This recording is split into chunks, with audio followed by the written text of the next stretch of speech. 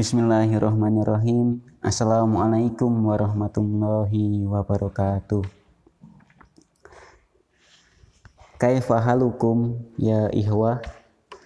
Semoga sehat selalu dimanapun kalian berada.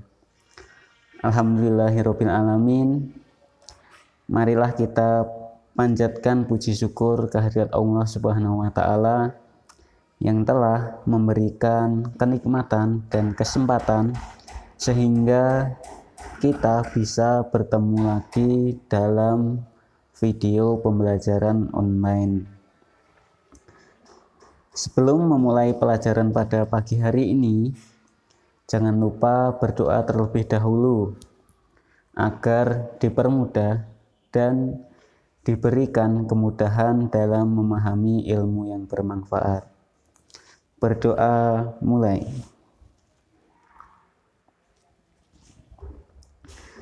Berdoa selesai. Pastikan kalian sudah mempersiapkan buku tulis kalian, buku mandiri kalian, dan alat tulis kalian. Santriwan dan santriwati kelas 9 SMP IT Bina Insani, pada kesempatan pagi hari ini kita akan melanjutkan pelajaran kita, yaitu bab kedua tentang pembukaan Undang-Undang Dasar Negara Republik Indonesia tahun 1945,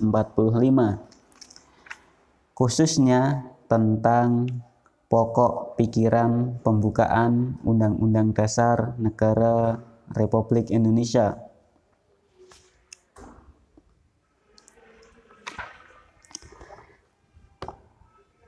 Selain memiliki makna pembukaan Undang-Undang Dasar Negara Republik Indonesia tahun 1945, juga memiliki pokok pikiran pembukaan Undang-Undang Dasar Negara Republik Indonesia tahun 1945, antara lain yaitu pokok pikiran pertama, kemudian pokok pikiran kedua, kemudian pokok pikiran ketiga, dan yang keempat pokok pikiran keempat. Baik anak-anak, kita akan membahas satu persatu. Yang pertama tentang pokok pikiran pertama. Pokok pikiran pertama menjelaskan bahwa negara Indonesia melindungi segenap bangsa Indonesia dan seluruh tumpah darah Indonesia berdasarkan persatuan dengan mewujudkan keadilan sosial bagi seluruh rakyat Indonesia. Hal tersebut menunjukkan bahwa Indonesia memegang konsep negara persatuan dengan menjunjung tinggi kepentingan negara di atas kepentingan pribadi ataupun kepentingan kelompok. Dengan demikian, pokok pikiran ketiga ini memuat sila ketiga, yaitu Persatuan Indonesia. Kemudian pokok pikiran kedua memuat cita-cita luhur bangsa Indonesia untuk mewujudkan keadilan sosial bagi seluruh rakyat Indonesia. Pada pokok pikiran kedua ini merupakan penjelmaan dari sila kelima Pancasila, yaitu keadilan sosial bagi seluruh rakyat Indonesia. Ini ada beberapa pasal yang menjadi perwujudan sila kelima, antara lain pasal 1 ayat 3. Untuk lebih jelasnya, kalian bisa buka buku mandiri kalian halaman 23. Selanjutnya, pokok pikiran ketiga menjelaskan bahwasannya Indonesia merupakan negara berkedaulatan rakyat berdasarkan permusyawaratan atau perwakilan. Hal ini disebabkan rakyat sebagai pemegang kedaulatan atau segala persoalan harus diselesaikan melalui permusyawaratan perwakilan. Pokok pikiran ketiga ini merupakan perwujudan dari sila keempat Pancasila.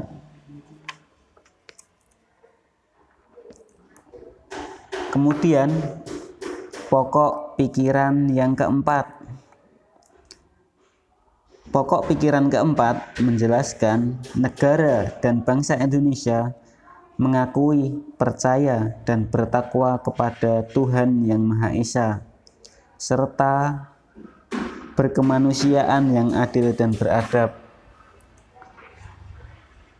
Pokok pikiran ini menjadi perwujudan sila pertama Pancasila, yaitu ketuhanan Yang Maha Esa dan kemanusiaan yang adil dan beradab. Jadi dapat disimpulkan bahwasannya pokok pikiran pertama disebut juga pokok pikiran persatuan. Kemudian pokok pikiran kedua yaitu pokok pikiran keadilan sosial. Kemudian pokok pikiran ketiga yaitu pokok pikiran kedaulatan rakyat. Yang keempat, pokok pikiran ketuhanan Yang Maha Esa.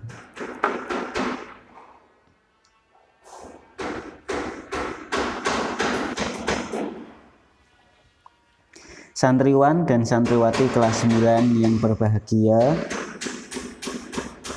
selanjutnya arti penting pokok pikiran pembukaan Undang-Undang Dasar Negara Republik Indonesia tahun 1945. Pokok-pokok pikiran yang terkandung dalam pembukaan Undang-Undang Dasar merupakan penjelasan dari inti alinea keempat pembukaan Undang-Undang Dasar Negara Republik Indonesia tahun 1945.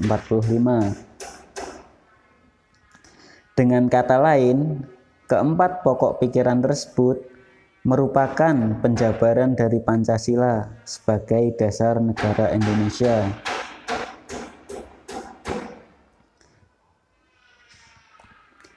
Pada pokok pikiran pertama, hal yang ditekankan adalah bentuk negara persatuan. Kemudian, pada pokok pikiran kedua, yang ditekankan adalah tentang cita-cita negara, yaitu keadilan sosial. Yang ketiga, pokok pikiran ketiga, hal yang ditekankan adalah dasar politik negara, berkedaulatan rakyat. Yang keempat, pada pokok pikiran keempat, negara berdasarkan atas ketuhanan Yang Maha Esa menurut dasar kemanusiaan yang adil dan beradab. Jika kita lihat secara sistematis, keempat pokok pikiran ini memiliki makna atau arti yang saling berkaitan. Pada pokok pikiran pertama, negara ingin mewujudkan tujuan negara, yaitu melindungi segenap bangsa dan seluruh tumpah darah Indonesia. Agar tujuan negara tersebut terwujud, dalam pelaksanaannya negara harus didasarkan pada suatu dasar politik negara, yaitu negara persatuan yang berkedaulatan rakyat, yakni pokok pikiran kedua, ketiga, dan yang keempat. Jadi pokok pikiran pertama sampai keempat ini memiliki makna yang saling berkaitan antara satu dengan yang lain.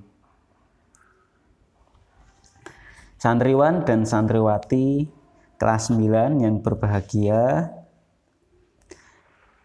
selanjutnya kita akan membahas tentang sikap positif terhadap pokok pikiran.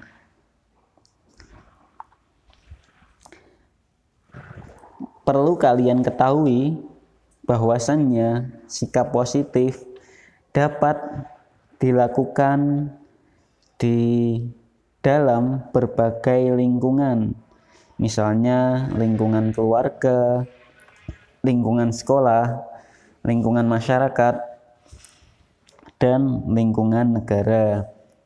Yang pertama, kita akan membahas sikap positif pada pokok pikiran pertama atau pikiran persatuan.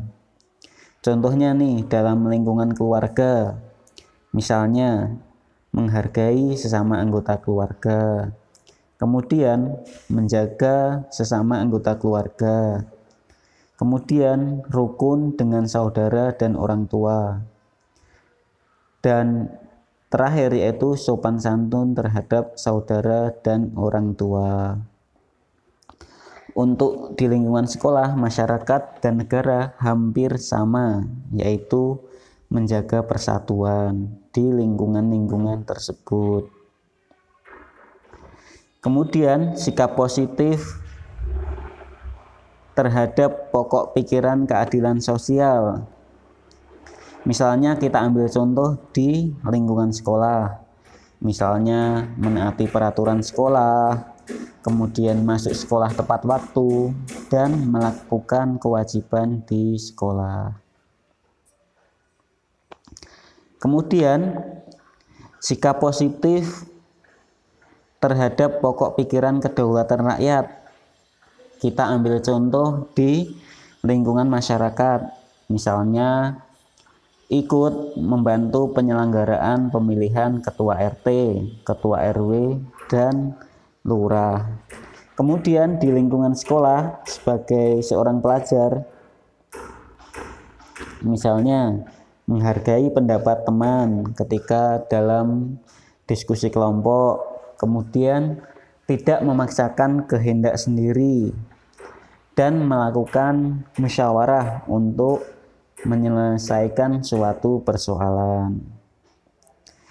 Yang keempat, pokok pikiran ketuhanan yang Maha Esa. Sikap positifnya gimana sih? Sebagai seorang pelajar, yang pertama, menghargai teman sekolah yang berbeda agama. Kemudian tidak memaksakan kehendak untuk mengikuti agama kita. Kemudian dalam lingkungan ibadah bisa juga contohnya rajin beribadah. Kemudian menjalankan perintah dari orang tua, yaitu perintah yang baik-baik saja ya. Kemudian menjalin silaturahmi antar saudara.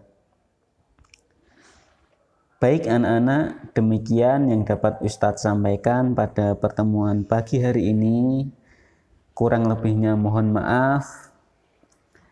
Tetap semangat belajar dan jaga kesehatan karena pekan depan sudah mulai penilaian tengah semester. Demikian, Assalamualaikum warahmatullahi wabarakatuh.